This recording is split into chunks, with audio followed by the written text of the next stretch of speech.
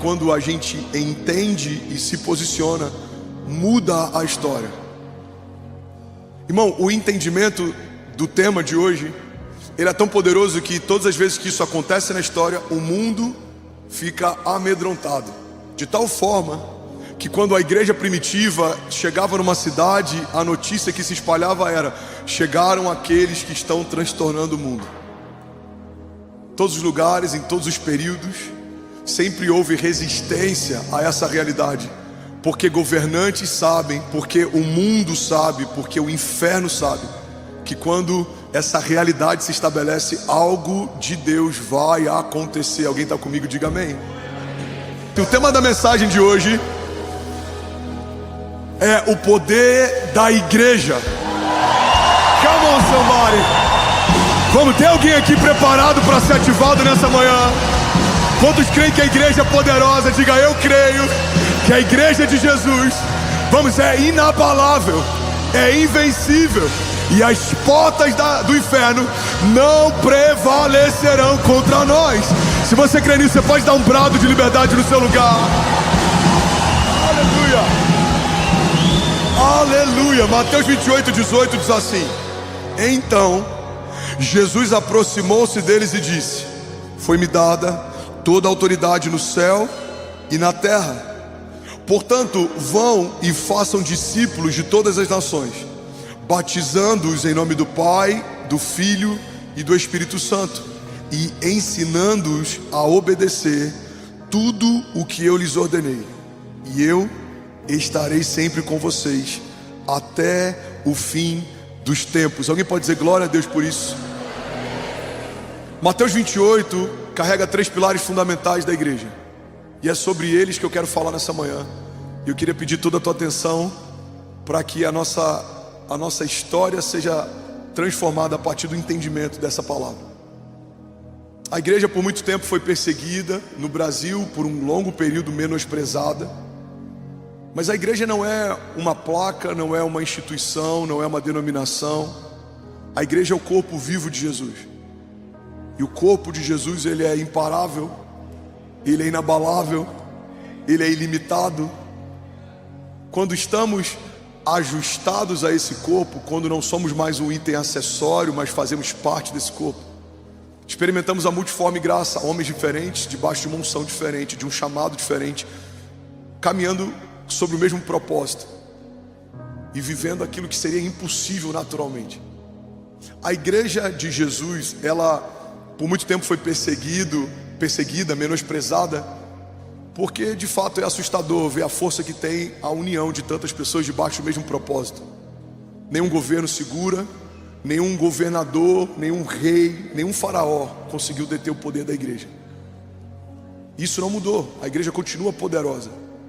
O problema é que muitas vezes esquecemos o que é vocação e chamado de Deus para a igreja, e queremos entrar em assuntos e pormenores que não fomos chamados para nos envolver. Muitas vezes a igreja se tornou muito mais um lugar para discutirmos usos e costumes ou agendas próprias da nossa própria denominação, que ao invés do evangelho ser pregado, em muitos momentos da história do Brasil, a gente viu igrejas evangélicas que usaram o púlpito como palanque político, ou usaram o púlpito como plataforma para uma agenda ideológica ou para defender doutrinas. Mas a igreja de Jesus vai muito além disso. A igreja de Jesus é o corpo vivo de Jesus, que opera milagres, sinais e maravilhas, e que se tornou, a partir do sangue do Cordeiro, inculpável e livre de qualquer acusação. Alguém comigo aqui, diga amém. E Mateus 28 fala sobre 3 pilares fundamentais, e é a partir desses 3 pilares que eu quero que a gente se mova hoje. Primeira coisa que Jesus deixa claro em Mateus 28 é que ele delegou para a igreja dele a sua autoridade. Fala comigo: Jesus delegou a autoridade. Irmão, a autoridade que Jesus delegou para a igreja, ela está acima da morte, das doenças, da enfermidade, da escassez, da falta, dos principados, das potestades, dos cativeiros, das correntes. A autoridade que Deus confiou para a igreja é uma autoridade que não pede licença. Mas muitas vezes a gente está tão acostumado com essa fé que vive em busca do livramento, do escape, que a gente não sabe exercer governo e autoridade. Você quer um exemplo disso? A Bíblia diz que o povo, ele estava cativo por muito tempo, depois ele sai do Egito, ele é liberto, E ele caminha no deserto, até que finalmente, depois de muito tempo, ele chega diante da terra prometida. Mas a Bíblia também diz que esse povo que teve ousadia para se mover, não teve ousadia para acessar. Eles estão diante da promessa, eles chegaram diante da promessa, mas eles não têm coragem de invadir aquele lugar. Os gigantes são muito grandes, os inimigos são muitos, eles são fortificados. E é interessante porque a gente percebe que um povo que por muito tempo se acostumou a viver pelo livramento, mesmo estando diante da terra prometida, não teve coragem de se mover e governar, de se mover e acessar. Irmão, guarda isso aqui em nome de Jesus. Tem uma parte da igreja que conhece e confia no Deus do livramento, mas ainda não consegue caminhar debaixo de autoridade e de governo. E é sobre isso que eu quero falar nessa manhã. Alguém está comigo? Diga amém. Os diáconos, se puderem me ajudar, tem bastante criança agitada hoje, talvez por causa do frio. Me ajuda, por favor, porque eu estou tendo um desafio de conseguir me concentrar, mas vai dar certo, a gente vai chegar lá. A autoridade confiada por Deus para a igreja é uma autoridade que não pede licença. E muitas vezes a gente ora quase como pedindo para que o inferno saia de lugares que a gente deveria passar por cima. Você quer um exemplo? A oração por cura. Muitas vezes a gente pede, se possível for, que essa doença cesse, quando na verdade a oração por cura, você não deve pedir por uma cura que já foi liberada em Isaías 53. Você deve cancelar um espírito de enfermidade que está tentando paralisar uma herança que já é sua. Então a cura não é Deus, se for a tua vontade, faça. Deus está dizendo, é a minha vontade, eu já fiz. O meu filho sangrou no madeiro e o sangue dele é suficiente para gerar cura sobre toda enfermidade. Isaías 53 já se cumpriu, certamente o meu filho sangrou e foi colocado sobre ele todo o juízo e toda a culpa, para que pelas pisaduras dele vocês fossem sarados. Então a vontade de Deus é vida, a vontade de Deus é cura, a vontade de Deus é liberdade, a vontade de Deus é frutificação. Essa é a vontade de Deus. Então quando oramos por cura, não pedimos licença, damos ordem em nome de Jesus, que todo espírito de enfermidade cesse, que toda palavra contrária seja quebrada, que toda arma forjada contra nós seja desfeita, elas não prosperarão. Alguém comigo diga amém. A autoridade que Deus confiou à igreja não é para pedir algo para o inferno, é para comunicar algo que já foi estabelecido nos céus. Os seus filhos são herança do Senhor. Você em Jesus é mais do que vencedor. O sangue de Jesus é suficiente. E debaixo desse entendimento caminhamos com autoridade. Ligamos e desligamos da terra coisas que serão ligadas e desligadas nos céus. Alguém está comigo? Diga amém. Lucas 4:18 diz: o Espírito do Senhor está sobre mim, porque Ele me ungiu para pregar boas novas aos pobres e me enviou para proclamar liberdade aos presos e recuperação da vista aos cegos, e para libertar os oprimidos e proclamar o ano da graça do Senhor. A gente usa esse termo poder e autoridade muitas vezes como se fossem a mesma coisa. Deus nos deu poder e autoridade, mas são coisas diferentes. Tem gente que tem poder mesmo sem ter uma autoridade estabelecida. Tem gente que tem autoridade porque tem um cargo ou ocupa um posto, mas não tem tanto poder assim para gerar mudanças. Mas a igreja de Jesus, ela recebeu poder e autoridade. Poder é o dunamis de Deus, é o poder explosivo que gera mudanças. É uma matéria nova gerada a partir da fé, uma nova realidade que se sobrepõe a uma realidade existente. Não é um tumor deixando de ser tumor, mas é um tumor que existia sendo expelido. Não é uma notícia ruim deixando de ser ruim, mas é uma boa nova vindo sobre uma notícia antiga. Não é que aquilo que doía não vai deixar de ser dor, é Deus removendo o motivo pelo qual você sentia dor. Então o poder de Deus, esse poder explosivo, é o haja que gera luz em meio a trevas. É a palavra que traz Lázaro para fora de dentro de um cativeiro e ele sai do meio de um cenário de morte e volta a viver. O poder explosivo que gera realidades é a palavra que você libera e algo acontece porque você falou. É a palavra que você libera e algo se manifesta porque você profetizou. Agora, autoridade significa poder de mando. Autoridade significa patente. Autoridade significa a estatura com a qual você se move no reino espiritual. Autoridade significa Você orar e os demônios saberem quem você é em Jesus, porque sabem o que você carrega. Autoridade é você ligar e desligar, estabelecer, conectar, profetizar, e algo acontecer a partir disso. Sabe, uma das chaves que tem mudado a história da nossa igreja, e eu já falei sobre isso algum tempo atrás, é que tudo que um dia o nosso púlpito profetiza, tempos depois o nosso púlpito tem anunciado. E precisa ser assim na sua casa, precisa ser assim com seus filhos, precisa ser assim nos seus negócios. Você precisa exercer essa autoridade que te foi confiada. Muitas vezes usamos dessa autoridade para ligar coisas que não queríamos que acontecessem e nos assustamos quando elas acontecem. Falamos sobre cenários que não são os ideais, falamos sobre medos que a gente tem a preocupação que em algum momento ele se torne uma realidade, mas muitas vezes nós não estamos ligando o futuro, profetizando o que vai acontecer. Irmão, eu estou trazendo existência aos estádios já faz algum tempo. Não se assuste quando colocarmos o pé em um deles e a gente viver o que um dia profetizou. Estamos profetizando uma igreja que vai tocar nações, estamos profetizando um avivamento nacional, estamos profetizando o tempo inteiro, através de uma fé provocativa, uma realidade desejável. Mas eu poderia usar ao mesmo tempo para profetizar o que não queremos, para declarar o que nos assusta. Mas eu aprendi que falar sobre os meus medos gasta o mesmo tempo que falar sobre os sonhos de Deus. Então, ao invés de falar do que me preocupa, eu preciso falar daquilo que pelos olhos naturais não existe, mas pela fé já aconteceu. Essa é a dinâmica da fé, uma dinâmica de antecipação. É tratar o segundo filho como realidade quando você ainda só tem o primeiro. É tratar a expansão como realidade quando você ainda está estabelecendo a primeira parte. É tratar o novo de Deus como realidade enquanto as coisas ainda não aconteceram. É tratar milagres que não são como se já fossem. É tratar uma cidade como sendo o lugar que Deus confiou enquanto você ainda não está estabelecido num bairro. Irmão, é tratar as coisas não na dimensão do que se vê, mas na dimensão do que se crê, porque aquilo que nós vemos é passageiro, é momentâneo, mas aquilo que nós cremos é eterno, é poderoso, é ilimitado, é infindável. É alguém comigo aqui nessa manhã?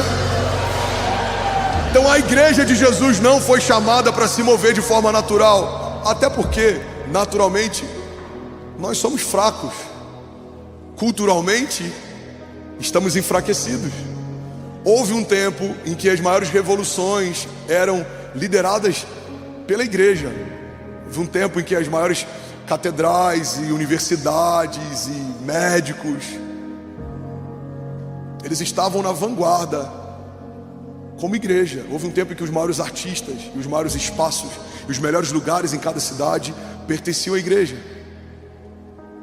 Mas, para ser muito sincero e realista, o que a gente vive no Brasil como igreja é só pela graça de Deus. Não é justificável pela cultura que temos, não é justificável pela estatura que temos, não, é graça. Deus decidiu pegar o seu corpo, e mesmo usando um monte de homens improváveis, começando pelo seu pastor, quando ele opera, não há quem possa resistir. Agindo Deus em nosso favor, não há quem possa impedir o seu agir. Se Deus é por nós, quem será contra nós? Ele pode pegar um menino como José, que dormia na noite anterior como escravo e na noite seguinte dorme como governador. Ele pode pegar um menino como Davi, que está no momento cuidando das ovelhas do pai e anos depois está sentado no trono reinando sobre Israel. Ele pode pegar qualquer um, como me pegou, e ele pegou você. Ele pode pegar os seus filhos e caminharmos debaixo de um poder e autoridade que não é daqui, porque de fato o que Deus nos confiou não é da terra para os céus, é dos céus para a terra. Ligamos e desligamos, estabelecemos, concordamos, profetizamos, e aquilo que de forma natural era impossível de acontecer se torna inevitável. Pessoas vão dizer, não tem como acontecer. Os céus estão dizendo, já aconteceu. Alguém comigo aqui, diga amém. Aleluia. Diga comigo, Jesus delegou a sua autoridade. Mateus 16:19 diz assim: e eu lhes darei as chaves do reino dos céus, e o que você ligar na terra terá sido ligado nos céus, e o que você desligar na terra terá sido desligado nos céus. Salmos 115:16 diz: os mais altos céus pertencem ao Senhor, mas a terra Ele confiou ao homem. Romanos 5,17: se pela transgressão de um só a morte reinou por meio dele, muito mais aqueles que recebem de Deus a imensa provisão da graça e a dádiva da justiça, esses reinarão em vida por meio de um único homem, a saber, Jesus Cristo. Alguém comigo aqui, diga amém. A Bíblia diz: os céus pertencem ao Senhor, mas a terra Ele confiou aos homens. A terra Ele confiou aos homens. Irmão, quando a igreja entende o poder que ela carrega debaixo do poderoso sangue de Jesus, a gente não consegue mais ser medroso, a gente se torna ousado.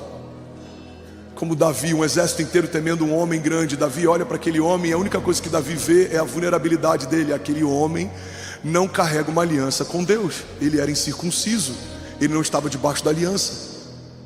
Por isso que Davi olha para o gigante e fala: quem é esse incircunciso filisteu? Em outras palavras, ele está dizendo: quem é esse homem que não tem uma aliança com Deus, afrontando um exército debaixo da aliança de Deus? Davi viu o que eles não viram, por isso Davi se moveu de uma forma que eles não se moveram, porque eles olharam para a estatura do gigante e acharam que a estatura do gigante era amedrontadora. Davi viu a ausência de uma aliança e viu que a ausência de uma aliança era um ponto vulnerável que ele poderia acessar. Então ele vai na força do Senhor, ele pega algumas pedras e vai diante de um homem grande, mas o que Davi vê é só um homem desprotegido. Irmão, guarda esse nome de Jesus. A aliança de Deus te protege, a aliança de Deus te guarda, a aliança de Deus é o que mantém você escondido. Ele é refúgio, fortaleza, socorro presente na hora da angústia. Mas os seus inimigos estão vulneráveis, não há aliança de Deus sobre eles. O tumor não tem uma aliança com Deus, a morte não tem uma aliança com Deus, a escassez não tem uma aliança com Deus, principados não tem uma aliança com Deus, potestades não tem uma aliança com Deus. Então quando o inferno se move contra você, você precisa entender que aquilo que se levanta contra você não é maior do que aquilo que habita em você. Na igreja de Jesus, o mesmo poder que ressuscitou Jesus Cristo dos mortos. Então não há aliança de Deus com os seus inimigos. Eles virão contra você por um caminho, mas por 7 caminhos eles fugirão. Serão confundidos, como Josafá, que levanta o ministério de adoração à frente da sua guerra, e quando chega no campo de batalha, a Bíblia diz que os seus inimigos se confundem, começam a se degladiar entre si, e quando eles chegam para lutar, não há mais o que lutar, porque os seus inimigos já se derrotaram a si mesmos. Deus está chamando uma igreja que vai se posicionar, e os nossos inimigos se confundirão, e eles mesmos se degladiarão. Você não vai precisar sujar suas mãos com sangue inimigo. Os seus inimigos é que serão sucumbidos pela palavra que você carrega. Toda palavra maldita liberada sobre você, todo espírito de morte, toda ansiedade, depressão, todo laço que tenta te paralisar, toda maldição hereditária que acompanhou a tua casa até aqui, nós declaramos frustrados os planos do inferno sobre você. Você é ungido por Deus, guardado por Ele, você foi lavado pelo sangue de Jesus e é suficiente. Alguém comigo aqui, diga amém. Aleluia. Então fala comigo, diga: Deus me deu poder e autoridade para ligar e desligar, estabelecer, profetizar, avançar sem medo, e as portas do inferno não prevalecerão contra mim. Diga: não há cadeias, correntes, grilhões que suportem o peso da glória de Deus. Diga: todo cativeiro quebrado agora, em nome de Jesus. Toda tempestade cessando agora, em nome de Jesus. Todo levante do inferno recuando agora, em nome de Jesus. Diga: tudo que estava desalinhado, fora de ordem, diga: nós damos uma ordem, que o caos cesse agora, em nome de Jesus. Que a paz de Deus, que excede todo entendimento, seja sobre a minha casa e sobre os meus. Diga: que a riqueza de Deus, que não acrescenta dores, seja derramada sobre mim. Diga: que os planos de Deus governem os meus planos. Que a vontade de Deus seja sobre a minha vontade. Que seja feito na terra, assim como é feito nos céus. Diga: e nós avançaremos. Vamos, igreja, declare com autoridade. Diga: avançaremos, romperemos em fé, andaremos sobre as águas. No meio da crise, prosperaremos ainda mais, porque nós não somos daqui. A nossa resposta e o nosso socorro vem dos céus. Diga: eu e a minha casa pertencemos ao Senhor, serviremos ao Senhor e viveremos ainda esse ano o maior romper da nossa história, em nome de Jesus. Se você crê nisso, você pode celebrar Jesus no seu lugar. Vamos, se for para Jesus, você pode fazer melhor. Será que alguém pronto aqui pode fazer barulho? Aleluia! Quantos estão prontos para caminhar debaixo de poder e autoridade? Quando Deus confiou à igreja poder e autoridade, eu vou usar uma analogia aqui. É como se o timbre da voz de Jesus agora revestisse o timbre da sua voz. É por isso que quando você fala, o inferno não te ouve, ele ouve Jesus falando. Quando você dá uma ordem, não é a sua ordem, é uma ordem de Jesus sendo liberada através de você. Quando você profetiza, não é só o que você deseja, mas é a própria voz de Deus ligando o que você está ligando e chancelando o que você está falando. Alguém comigo aqui, em nome de Jesus?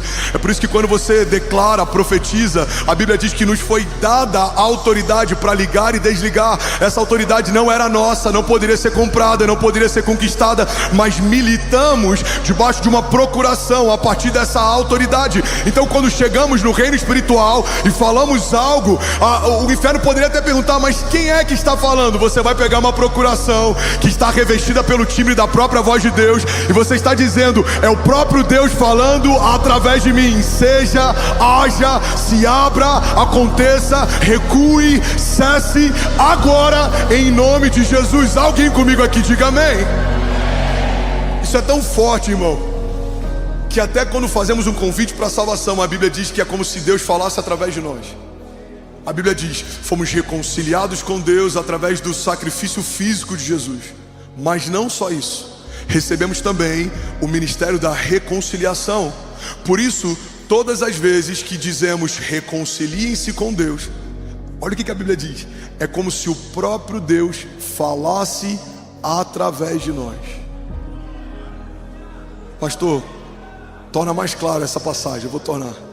A Bíblia está dizendo que quando falamos sobre a obra de salvação de Jesus e quando convidamos alguém para acessar a graça pela fé, é como se o próprio Deus falasse enquanto falamos. É como se no momento do apelo, quando a gente fala: feche teus olhos, você quer entregar a sua vida para Jesus, dê um passo à frente, a gente quer orar por você. A Bíblia está dizendo que é um homem falando, mas é a voz de Deus que está sendo ouvida. É um homem profetizando, mas é a voz de Deus que está sendo ecoada. Alguém recebe isso aqui em nome de Jesus? Você pode celebrar Jesus no seu lugar. Vamos lá, Goinha, Deus está fazendo algo aqui nessa manhã. Vamos, exalte a Ele, exalte a Ele. Aleluia. E é por isso que a Bíblia diz que somos mais do que vencedores, porque a nossa vitória não vai ser conquistada na próxima batalha. A nossa vitória já foi conquistada na batalha da cruz. A cruz do Calvário e o sacrifício de Jesus nela estabeleceram a nossa herança. Esse é o poder da igreja. O poder da igreja é o poder da herança. O poder da igreja não é o que conquistamos, é o que Jesus conquistou. Não é o que fazemos, é o que Jesus já fez. Não é quem somos, mas é o que nos tornamos nele. Não é o que falamos, mas é o que ele fala através de nós. Você se tornou boca de Deus na terra, irmão. Você está ligando e desligando. A Bíblia diz que a língua carrega poder de vida e de morte. Aquele que gosta de usá-la comerá do seu fruto. Então a igreja de Jesus precisa falar o que quer ver, não o que está vendo. O que estamos vendo? Caos, medo, ideologia de gênero, aborto, crise de identidade. Não. O que queremos ver? Uma geração salva, os nossos filhos caminhando nos caminhos do Senhor, as portas do inferno fechando e as portas de Deus se abrindo com portas de milagres, recursos, provisão. Queremos ver vidas batizadas nas águas, queremos ver famílias restauradas, casamentos restaurados. Então para de falar o que você está vendo, começa a falar o que você quer ver. Use bem do poder e da autoridade que te foi confiada. Gênesis é um exemplo da dinâmica criativa de Deus. Ele vê trevas, mas ele fala luz. Pega isso aqui, irmão. Deus vê trevas, mas ele fala luz. Ele vê uma terra sem forma e vazia, mas ele fala separação de uma porção seca de uma porção molhada. Ele vê esterilidade, não havia nenhuma espécie, mas ele fala a vida. Todos os seres sejam multiplicados segundo a sua espécie, todas as árvores multipliquem-se segundo a sua espécie, aves dos céus, peixes do mar. Então a dinâmica criativa de Deus e o poder e a autoridade que Ele usa não é para dizer o que está vendo, porque isso é relatório, é para profetizar o que Ele quer ver. Isso é voz profética. Tem muito crente que está se tornando especialista em criar relatórios. A igreja está assim, a minha casa está assim, o mercado está assim. Deus não te chamou para dar relatórios, Deus te chamou para profetizar. Abre a tua boca e profetiza. Um profeta é levado por Deus até um vale de ossos secos. Ele vê um vale de ossos secos, existe morte, os ossos estão ressequidos, não tem como nada acontecer. Mas a partir do momento que o profeta profetiza o que quer ver, algo novo acontece. Vale de ossos secos, ouçam o que diz a voz do Senhor, voltem a viver. E um vale de ossos secos se tornou um exército forte e poderoso. Alguém comigo aqui, diga amém. Eu tenho 10 minutos, eu preciso correr. Alguém está recebendo algo de Deus aqui nessa manhã? De verdade, alguém pode celebrar Jesus aqui nessa manhã? Aleluia. Segundo pilar fundamental da igreja. Ainda bem que eu vi Jesus. Jesus delegou sua autoridade. Jesus deixou a sua mensagem. A mensagem que a igreja carrega é o tema principal e mais importante do que qualquer outro tema que a gente possa falar. Podemos falar sobre política, devemos falar sobre política. Podemos falar sobre negócios, devemos falar sobre negócios. Podemos falar sobre relacionamento, devemos falar sobre relacionamento. Porque a igreja toca toda a criatura e a nossa dinâmica de vida prática, ela tem todas as orientações de conduta, de pensamento, de caráter, de conjunto de ideias, tudo isso foi estabelecido pela palavra. Mas a mensagem central do Evangelho fala sobre reconciliação. De um escravo que se torna filho, de um cativo que pelo sangue de Jesus se torna livre, de alguém que foi separado pelos seus maus pensamentos, mas através do sacrifício de Jesus foi reconciliado com Deus. A mensagem do Evangelho que nos foi confiada fala a respeito de um caminho que Deus construiu do céu para a terra. Enquanto vemos em Babel homens tentando construir uma torre da terra para os céus, vemos na nova aliança o próprio Deus construindo um caminho do céu para a terra. Vemos o único Filho de Deus sendo rasgado no madeiro para que todos os homens pudessem ser feitos filhos de Deus. E é essa mensagem que salva o cativo, essa mensagem que gera salvação, transformação de vida, metanoia, mudança de mente, mudança de identidade, mudança de natureza. Qualquer outra mensagem que não seja essa mensagem se torna secundária. Algumas inclusive se tornam supérfluas.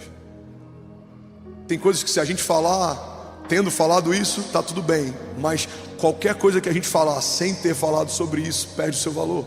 A mensagem central do Evangelho fala a respeito de uma nova natureza, um novo nascimento. E quando falamos do poder da igreja, a gente precisa entender que o poder da igreja não está em animar pessoas, não está em ajudar pessoas, embora tudo isso seja bom. Pessoas recebem um bom ânimo quando ouvem uma palavra de fé, pessoas recebem ajuda através de projetos de justiça social, mas a igreja não se resume à caridade, a igreja não se resume a um lugar onde somos renovados para viver mais uma semana. A igreja é um centro de liberação de destinos, é um lugar onde alguém que estava fadado a uma morte eterna recebe de Deus o acesso à vida eterna.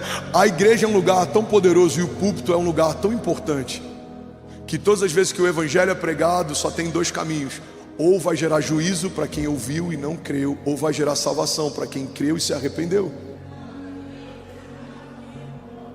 A igreja de Jesus recebeu do próprio Deus uma mensagem. Você está comigo? Diga amém. A mensagem do Evangelho poderia se resumir em João 3,16. Porque Deus amou o mundo de tal maneira que entregou o seu único Filho, para que todo aquele que nele crê não pereça, mas tenha vida eterna. Eu gosto de usar na versão Incendiários, eu sempre brinco com essa versão, para simplificar o entendimento de João 3,16. A Bíblia diz mais ou menos assim: Deus amou você de tal maneira que Ele aceitou a ideia de abrir mão de Jesus por um tempo, mas não aceitou a ideia de abrir mão de você para sempre. Ele poderia ter resetado a criação e feito de novo, como Ele fez no dilúvio. No dilúvio ele poupa uma família e recomeça todas as outras. Ele poderia ter abortado o projeto, como eu e você já fizemos tantas vezes, com um relacionamento que é desgastante, ou com uma empresa que dá muito trabalho, ou com uma igreja que a gente não concorda com algumas coisas, ou com algo que pra gente custa. A gente fala, quer saber, eu não preciso disso. Quantos aqui já usaram essa frase em algum momento? Eu não preciso passar por isso. Agora imagina o Deus Criador que acabou de criar algo que acabou de cair. Ele estabelece dois homens, homem e mulher, dois seres, e acabaram de cair no jardim. Deus poderia ter falado, tá bom, vamos lá, de novo. E se caísse de novo, vamos lá, mais uma vez, de novo. Mas não é isso que a história diz. A história diz que antes da fundação do mundo ele já havia preparado o cordeiro. Antes do homem pecar, ele já havia preparado o escape. Antes de nos afastarmos, ele já havia preparado um plano de reconciliação. Antes de nos perdermos, ele já havia preparado um projeto para nos encontrar. E essa mensagem, que ela atravessa gerações, é por essa mensagem que os heróis da fé aguardavam o cumprimento dela. Hebreus 11 diz, todos esses heróis da fé aguardaram o cumprimento da promessa, mas morreram sem vê-la se cumprir. A gente lê Hebreus 11 e a gente fala, não faz sentido, se os heróis da fé não viram o cumprimento das promessas, como que eu vou ver os cumprimentos das minhas promessas? Mas as promessas que os heróis da fé não viram se cumprir não eram promessas pessoais, eram a promessa que eles aguardavam, que em algum momento Deus enviaria o seu filho, e o verbo seria encarnado, e o filho de Deus sangraria no madeiro, porque maldito é todo aquele colocado sobre o madeiro, e então haveria salvação por meio de uma reconciliação estabelecida a partir de uma nova aliança. Irmão, o que Abraão não viu, o que Moisés não viveu, o que Davi não viveu, nós nascemos num tempo em que já se cumpriu. O Filho de Deus já veio, o Messias já foi entregue, ele foi morto e ao terceiro dia ele ressuscitou. Estamos debaixo de uma aliança que não vai se cumprir, ela já se cumpriu. Aquilo que o profeta Joel havia declarado, derramarei o meu espírito sobre toda a carne, os vossos velhos terão sonhos, os vossos jovens terão visões, os vossos filhos e as vossas filhas profetizarão. Já se cumpriu em Atos 2, os céus se abriram, estavam todos reunidos em um só lugar, até que veio sobre eles revestimento de poder, e a igreja de Jesus foi revestida de poder e autoridade. Nós nascemos de novo em Cristo Jesus. Há alguém comigo aqui? Diga amém. E essa é a mensagem. A mensagem que vale a pena gastar a vida para falar.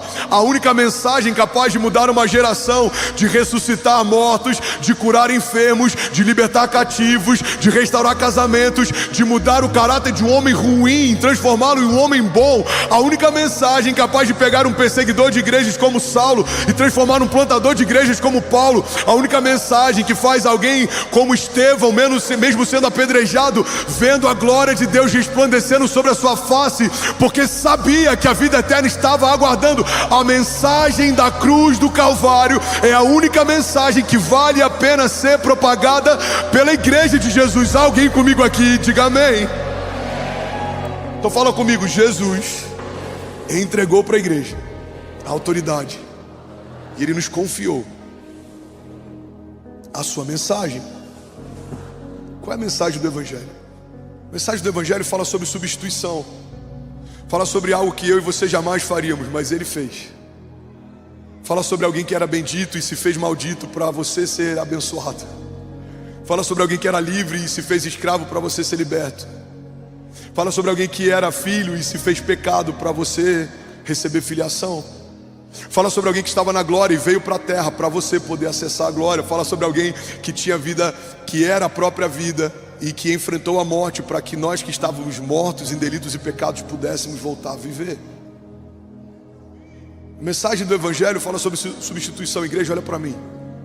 Tudo o que a gente profetiza aqui sobre bênçãos financeiras, com portas se abrindo, milagres, sobre estabelecermos novos lugares, caminharmos em uma dinâmica de poder e autoridade, ligarmos e desligarmos, tudo isso é maravilhoso, mas é passageiro. Um dia fecharemos os nossos olhos pela última vez, e é aí que começa o acesso à eternidade. É aí que tudo aquilo que a gente conquistou deixa de ter valor, porque não dá para usar para o lugar onde estamos indo aquilo que conquistamos aqui. Aquilo que conquistamos é passageiro, as dores que enfrentamos também. A Bíblia diz: todo o nosso sofrimento leve e momentâneo está acrescentando, gerando em nós uma glória eterna que pesa mais do que todas elas. A dor vai passar, o choro vai passar, o luto vai passar, a perda vai passar, o medo vai passar, a ansiedade vai passar. Essas realidades não estavam no jardim antes da queda. Não havia medo, porque a criação não conhecia o inimigo. Não havia morte, porque fomos feitos como Deus. Só depois da queda que o nosso tempo foi limitado a 120 anos. Não havia dores de parto. A gestação se torna um sacrifício depois da queda. Antes era só um deleite. Não havia calendário, o tempo não era limitado. Não havia limitação. O homem foi feito imagem e semelhança do Criador. É para esse lugar que a cruz nos trouxe de volta. A cruz nos trouxe de volta para um lugar como se o pecado nunca tivesse existido. A cruz restaurou em nós a imagem e semelhança do Criador. Os céus olham para alguém que foi lavado pelo sangue de Jesus e veem o próprio Cristo nele. Não é mais você que é visto, é Cristo em você. Não é mais sobre o que você quer viver, é sobre o que Deus quer fazer em você. Não sou mais eu quem vivo, mas Cristo vive em mim. Alguém comigo aqui em nome de Jesus, diga amém. Alguém que pode celebrar Jesus aqui nessa manhã. Vamos, alguém aqui que ama a mensagem da cruz, alguém aqui que é apaixonado por essa palavra. Somos mais de 22 mil famílias conectadas. Você pode celebrar Jesus. São mais de 11 nações online com a gente agora. Romanos 8:1 diz assim: portanto, agora já não há condenação para os que estão em Cristo Jesus, porque por meio de Jesus a lei do Espírito de vida me libertou da lei do pecado e da morte. Irmão, guarda isso aqui em nome de Jesus. Quando éramos escravos do pecado, estávamos livres da lei. Não precisávamos cumprir a lei. Mas agora que fomos reconciliados, estamos livres do pecado e somos escravos de Deus. Ou seja, você está vinculado com Deus de tal forma que não há mais separação. Você foi comprado. A Bíblia diz que Jesus comprou com seu próprio sangue para o seu Pai homens de todos os povos, de todas as línguas e de todas as nações. Nós fomos reconciliados com Deus, não há separação. Por isso que João 15 fala sobre algo tão poderoso. João 15 diz: se vocês permanecerem em mim, as minhas palavras permanecerem em vocês, me pedirão o que quiserem e lhes será concedido. João 15 está dizendo que se a gente estiver tão conectado com Deus a ponto das palavras dele serem tudo em nós e nós estivermos completamente nele, tudo que você vai desejar pedir já é o que Deus quer te dar. A tua agenda se tornou a agenda de Deus, a tua vontade é a vontade de Deus, os teus sonhos se tornaram os sonhos de Deus. Então tudo que você vai viver, Deus já preparou para você. O salmista diz: todos os meus dias foram escritos pelo Senhor no seu livro, antes de qualquer um deles existir. Irmão, você pode caminhar sozinho, fazendo a sua própria história, ou você pode caminhar com Deus, vivendo uma história que já foi escrita por Deus. Aquilo que os seus olhos não viram, aquilo que os seus ouvidos não ouviram, aquilo que não penetrou no teu coração, é isso que Deus tem preparado para aqueles que o amam e caminham debaixo do seu propósito. Então a mensagem que foi confiada à igreja é: arrependam-se e esqueçam as coisas que ficaram para trás e recebam de Deus uma nova natureza, uma nova identidade e um novo destino. O que é o arrependimento? A partir da mensagem da cruz, é você se enojar do que você se tornou e você nascer para quem Deus sempre quis que você fosse. Você olhar no espelho e ver: não existe um caminho bom em mim, um pensamento bom em mim, meu coração é mau. Mas a partir de Jesus você perceber que Jesus está ganhando espaço em você. Não sou mais eu quem vivo, mas Cristo vive em mim. Os meus pensamentos estão mudando, a minha mente está mudando, os meus desejos estão mudando, a minha agenda está mudando. Alguém comigo aqui diga: eu creio que a mensagem da cruz é suficiente. Em terceiro lugar, eu finalizo com esse último pilar. A igreja recebeu de Deus a autoridade. Fala comigo: poder e autoridade. A igreja recebeu poder e autoridade para ligar e desligar, estabelecer, profetizar, caminhar acima de principados e potestades. Efésios 6:10, a nossa batalha não é contra a carne ou contra o sangue, mas contra principados e potestades nas regiões celestiais. Nós recebemos de Deus armaduras. Nós fomos comissionados por Deus através de uma procuração. Você em Deus é poderoso, irmão. Você em Deus é invencível. Você em Deus é inabalável, você em Deus é ilimitado. Recebemos dele também a sua mensagem, ele nos confiou uma mensagem. E esse é o chamado universal de todo aquele que foi salvo. Ide por todo mundo, pregue o evangelho, façam discípulos, batizem em meu nome. E o terceiro pilar fundamental da igreja, e glória a Deus por isso, é que ele nos prometeu a sua companhia. Alguém pode dizer glória a Deus por isso? Mateus 28:18, que é o texto central da mensagem de hoje, e eu vou ler para a gente finalizar, diz assim: então Jesus aproximou-se deles e disse: foi-me dada toda a autoridade no céu e na terra. Portanto, vão e façam discípulos de todas as nações, batizando-os em nome do Pai, do Filho e do Espírito Santo, e ensinando-os a obedecer a tudo o que eu lhes ordenei. Essa é a mensagem. O terceiro pilar: e eu estarei sempre com vocês até o fim dos tempos. Alguém pode dizer glória a Deus por isso? Eu, se fosse você, estava celebrando com mais força. Eu estarei com vocês até o fim dos tempos. Igreja, pega isso aqui em nome de Jesus. Não existe nada mais poderoso no reino de Deus do que a presença do Rei. Olha para mim. Não existe nada mais poderoso no reino de Deus do que a presença do Rei. Porque um reino sem rei não se sustenta. Um reino sem rei tem leis, tem regras, mas não tem a presença. A companhia que nos foi confiada e garantida é a resposta para qualquer desafio que você tenha. Por que as coisas vão cooperar, pastor? Porque a presença de Deus habita em você. Por que os inimigos vão bater em retirada? Porque a presença de Deus habita em você. Por que as portas vão se abrir sem que eu faça força? Porque a presença de Deus habita em você. Porque a presença de Deus habita em você. Você não foi chamado por Deus para ser uma pousada de Deus. Você foi chamado por Deus para ser uma morada de Deus. Ele não te visita, Ele habita em você. É algo que é estabelecido, é para sempre. Deus, Ele escolheu habitar em você. O Deus que chama as estrelas pelo nome e elas se apresentam enfileiradas. É o mesmo Deus que se apequenou, e eu coloco entre 3 aspas, para caber dentro da sua própria criação. Irmão, o Deus que fez os fundamentos da terra, o Deus que estabeleceu o cosmos, o Deus que fez todas as coisas que existem quando nada existiu, esse mesmo Deus que é tão grande a ponto de passear na eternidade e estabelecer tudo mesmo quando nada existe, Ele decidiu se apequenar para caber dentro da sua própria criação. Deus habita em você, Deus habita em você, a vida de Deus habita em você. Você é morada de Deus, você é tabernáculo de Deus. Ele tabernaculou entre nós, Ele habita em você. O seu coração foi feito um altar. É por isso que nós chamamos o palco de palco. Pastor, isso aqui é um altar? Não, isso aqui é um palco, porque o altar de Deus é você, é o teu coração. É nesse lugar que Ele é adorado, é nesse lugar que Ele foi centralizado, é nesse lugar que Ele foi estabelecido. Por isso nós abrimos o nosso coração para Ele habitar e reinar e governar. Alguém comigo aqui, diga amém. Por isso que eu sempre chamo auditório de auditório.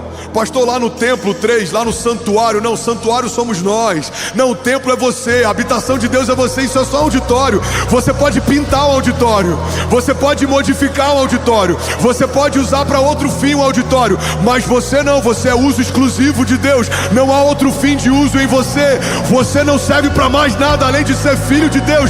Você foi ungido por Deus, você é propriedade de Deus. Há um selo sobre você, há uma patente sobre você, há alguém que governa você, e Ele é dono de tudo, e Ele é proprietário de tudo, e ainda assim te deu autoridade para que você usufrua. Você foi feito herdeiro de Deus, co-herdeiro em Cristo Jesus. Então Ele é ciumento, Ele não abre mão de você, Ele não negocia você, Ele não empresta você, Ele não aluga você. Auditórios são alugados, cedidos, emprestados. Você não. Deus não abre mão de você. Alguém comigo aqui em nome de Jesus?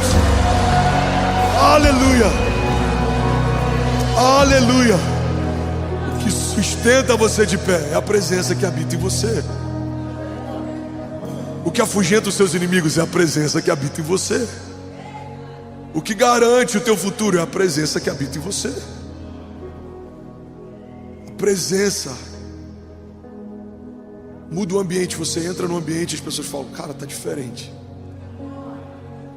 Quantas vezes já ouvi pessoas falando, pastor, você sobe, quando você começa a falar, eu sinto o ambiente mudando. A presença, eu sem a presença, você não consegue ouvir 3 minutos. Com a presença tem gente que ouviria mais de 1 hora. O louvor, tem algo diferente, os meninos começam a cantar e muda a atmosfera. E parece que a gente está acessando os céus. É a presença atrai os céus para a terra. A presença atrai presenças angelicais. A presença faz com que milagres que eram impossíveis se tornem inevitáveis. Tudo acontece na terra por causa da presença. Alguém comigo aqui, diga amém. E ela está disponível. Fala para quem está do seu lado, está disponível. E a igreja foi chamada para isso. A igreja foi chamada para caminhar debaixo de poder e autoridade, para apresentar e guardar confiadamente a sua mensagem, e para não viver longe da sua companhia. A presença de Deus é tudo que nós temos. Na antiga aliança, a glória era algo que poderia visitar, era algo que pontualmente poderia se mover. O cabode de Deus significa o peso da glória de Deus. A gente vê, por exemplo, quando o templo de Salomão foi aberto, a presença de Deus invadiu aquele lugar, a glória de Deus invadiu aquele lugar, ninguém conseguia ficar de pé. No Santo dos Santos, você via a glória de Deus manifesta na Arca da Aliança, o cabode, mas existe um termo também chamado icabode. A glória de Deus se foi. Não tem nada pior do que você ver um ministério ou um homem de Deus em que você não vê mais Deus nesse homem ou nesse ministério. Não tem nada pior do que você ver alguém que já foi tão usado e tão cheio e carregava a unção e que era encharcado da vida de Jesus, e hoje é alguém vazio que está no modo automático, falando as mesmas coisas que falava e não carregando mais o que carregava. Irmão, se tem algo que a gente precisa temer, é não sair desse lugar e não deixar de carregar e preservar essa presença. Você está comigo? Diga amém. A Bíblia diz que se uma mosca cai sobre um frasco de perfume, todo o perfume se perde. Agora, os vitimistas vão dizer, a culpa não foi minha, a mosca caiu. Mas os homens de Deus precisam entender, só cai uma mosca dentro de um frasco de perfume se esse perfume está descoberto. Precisamos preservar esse lugar, precisamos preservar a presença. Deus, você pode tirar tudo de mim, mas não me tira a tua presença. Jesus, eu preciso da tua presença. Jesus, eu só me movo na tua presença. Jesus, eu não me garanto sem a tua presença. A tua presença me renova no meu dia mal. A tua presença me empodera quando os meus inimigos me cercam. A tua presença é a minha garantia de que portas vão se abrir. É como uma porta com sensor de presença de uma loja, de um shopping. Você pisa, ela detecta a presença e se abre. No reino de Deus é assim. As portas que você vai acessar vão se abrir sem você fazer força, porque você carrega a presença. Aonde você vai existe um bom perfume. Jesus é percebido em você. Jesus, ele tem liberdade em você. Jesus se move em você. Jesus, ele se move na sua casa, ele se move nos seus filhos. É por isso que ele precisa ser o sócio majoritário da tua empresa. Tem homens aqui que criaram conselhos consultivos na sua empresa, mas nunca pediram um conselho para Deus e não entendem por que coisas estão fora de ordem. Porque você pede conselhos a homens, mas não pede conselho ao seu pai. Coloca para ele o melhor lugar, a melhor cadeira, a melhor posição. Se ele falar, iremos. Se ele falar, compraremos. Se ele falar, avançaremos. Mas se Deus não falar, esperaremos até que venha uma palavra. Nenhum pé se move, nenhuma mão se levanta sem que haja uma palavra de Deus. Agora, quando ele fala, irmão, não importa se a conta não fecha, se não faz sentido, se homens não concordam, se Deus disse que vai acontecer, nós sabemos, já aconteceu. Alguém comigo aqui em nome de Jesus? Aleluia, aleluia. Fala comigo, está disponível? Está disponível. Está disponível, isso é o Evangelho. Religião vai falar, você precisa fazer para acessar essa presença, você precisa fazer para merecer.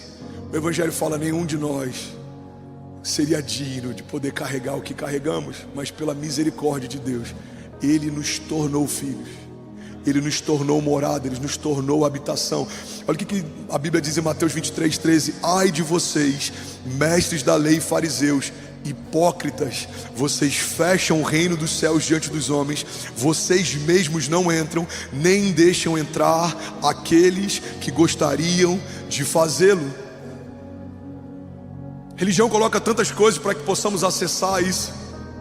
O Evangelho fala: vinde a mim todos vós que estáis cansados e sobrecarregados, e eu vos aliviarei. O reino de Deus está disponível e ele está próximo. Olha o que a palavra de Deus diz em Lucas 17:20. Certa vez, tendo sido interrogado pelos fariseus sobre quando viria o reino de Deus, Jesus respondeu: o reino de Deus não vem de modo visível, nem se dirá aqui está ele ou lá está ele, porque o reino de Deus está entre vocês.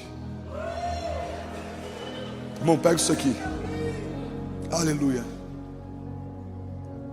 Quando Jesus fala que o reino de Deus está entre nós, ele está falando não só de um período vindouro, mas ele está falando de proximidade. Se alguém do seu lado carrega a vida de Deus, o reino de Deus está bem perto de você. O reino de Deus está entre vocês. Somos parte desse reino, embaixadores desse reino, falamos em nome desse reino, temos autoridade para ligar e desligar coisas a partir desse reino. Somos parte. Então quando você entrar na tua casa hoje, mesmo que talvez alguns lá não creiam em Jesus ou não sejam salvos, o reino de Deus está entrando na tua casa. Quando você chegar na tua empresa, fecha a porta do teu trabalho, profetiza: não tem um funcionário cristão, você não tem um sócio cristão. Pai, o reino de Deus está nesse lugar, a tua bênção está nesse lugar. Eu reivindico as realidades dos céus sobre esse lugar, que a tua presença invada esse lugar, que o inferno seja dissipado, que as trevas recuem, porque eu cheguei aqui e eu carrego a tua vida, e a tua vida é suficiente. E onde ela habita, algo acontece, e onde há liberdade para que ela flua, coisas sobrenaturais se movem. Você recebeu de Deus, e eu preciso finalizar, fica de pé no seu lugar. Poder e autoridade. Nos foi confiado uma mensagem, e Ele garantiu para nós a sua companhia. Você não está sozinho. Feche teus olhos no teu lugar, eu quero orar com você. Enquanto o instrumental lidera a gente, você que é batizado com o Espírito Santo, seja livre. 23 mil famílias online, talvez a gente seja 46 mil pessoas, talvez sejamos 50 mil pessoas ao mesmo tempo aqui, debaixo desse mesmo Espírito. Feche teus olhos em nome de Jesus. A Bíblia diz que quando dois ou mais estiverem reunidos no nome dele, lá ele estará. A Bíblia diz que quando concordarmos a respeito de qualquer coisa debaixo dos céus, assim será feito. A Bíblia diz que se ligarmos na terra, algo será ligado nos céus. Se desligarmos na terra, algo será desligado nos céus. Então eu queria te convidar, de olhos fechados, até esse momento com Deus. Não se esquece, irmão, você está encharcado da vida de Deus. Você foi feito casa de Deus. Você é morada dele. Ele habita em você, ele se move em você. E se você der liberdade, ele vai fazer coisas que você ainda não viu fazer. Ele quer gerar em você coisas que você ainda não viu gerar. Ele quer remover cada vez mais a aparência que você tem de você e gerar cada vez mais a aparência dele em você, até que não dê mais para diferenciar quando é ele e quando é você. Você falando vai ser o próprio Deus falando. Você sonhando vai ser o próprio sonho de Deus se movendo. Você vai caminhar debaixo da...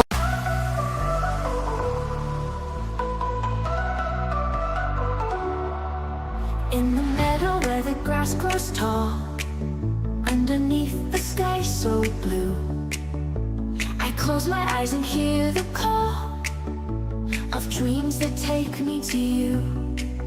In the whisper of the wind so sweet, I see your smile shining bright. In this world where dreams can meet, underneath the golden light. Dreams of green where rivers flow, in the valleys where wildflowers grow. In the silence of the endless sky, I find a place where dreams can fly.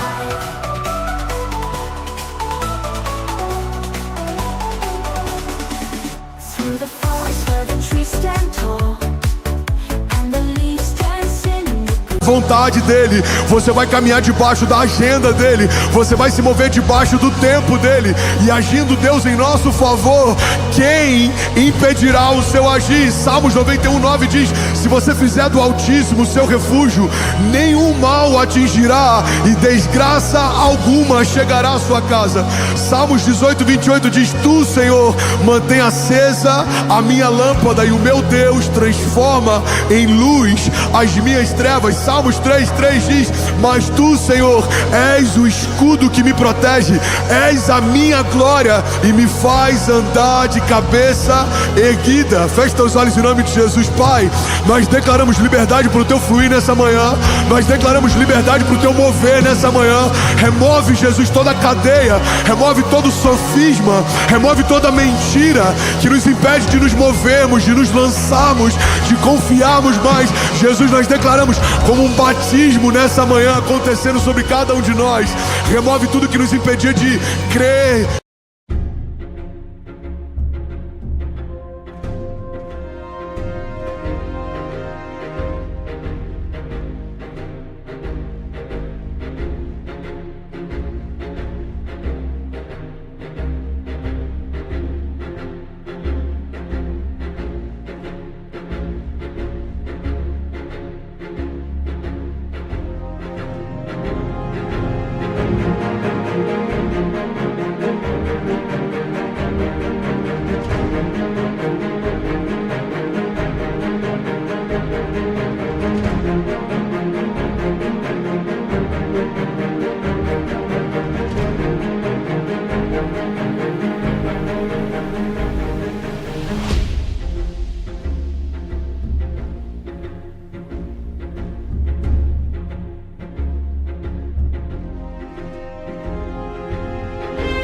De nos mover, de confiar. Jesus, remove toda a cadeia e toda a corrente, remove todo o grilhão, remove toda a mentira, todo o trauma. Nós declaramos em nome de Jesus. E aí, tudo bom? Você acabou de assistir uma mensagem aqui do nosso canal. Eu tenho certeza que ela te edificou e que ela vai gerar algo novo em você. E a gente separou mais 2 vídeos. Eu quero deixar essas indicações aqui para você continuar queimando com Jesus. E eu quero muito te fazer um pedido também. Se essa mensagem te edificou, comenta aqui embaixo, segue o canal, me ajuda a compartilhar para que mais pessoas sejam tocadas também. Deus te abençoe.